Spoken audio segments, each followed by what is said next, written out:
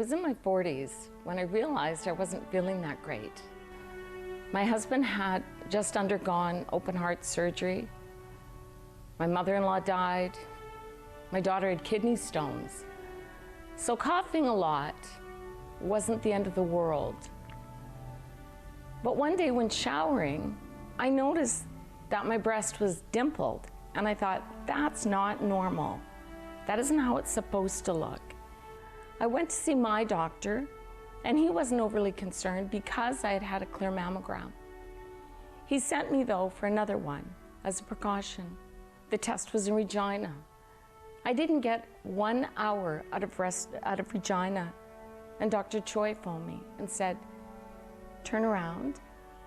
I think it's cancer. I've already booked you an appointment with a surgeon. All of this happened within an hour.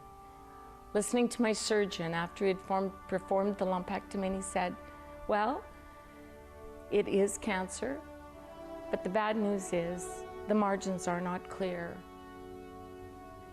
You need to have a mastectomy. On New Year's Eve, I went to my doctor, and he was kind of upset, and he asked who I was there with, and I said I was there by myself, and he said, no, anyone in the lobby? And I said, no. And he had a hard time telling me that it didn't look good.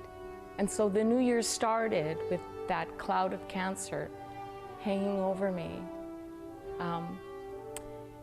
I had my breast removed on January 12th. The caring of the medical professionals here in Estevan, they arranged that I would have a hospital-to-hospital transfer so that I could come home and recoup.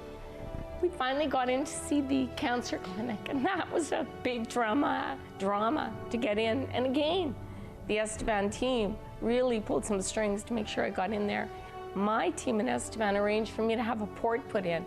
So by the time I did get into the cancer clinic, I was ready for chemo.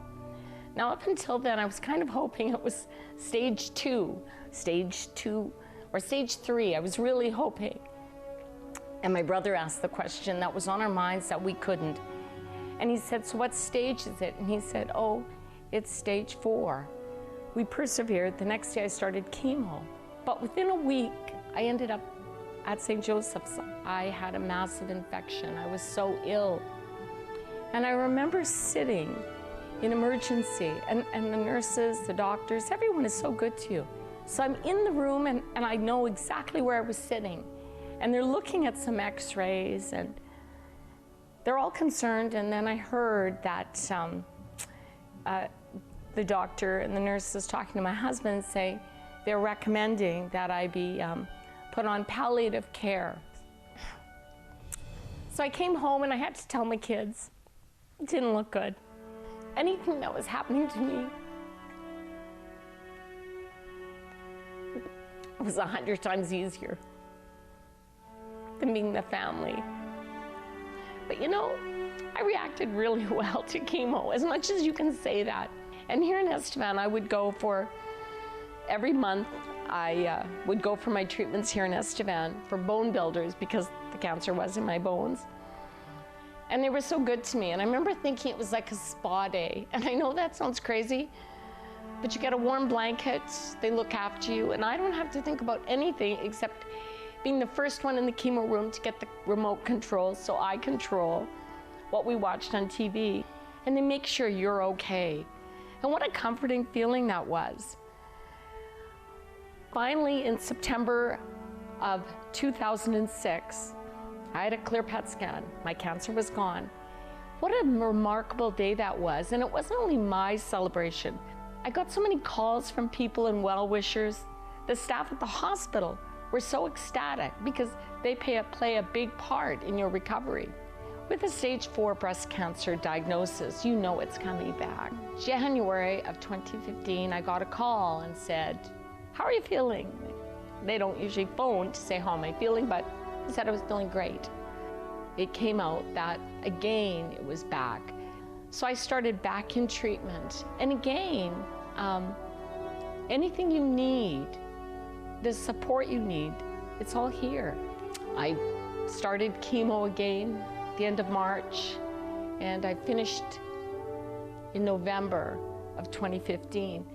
And I waited to get my results, and I went in, and my oncologist was ecstatic. He just came beaming into the room and said, "You did it again." And what a sense of relief. And again, I was supported by family.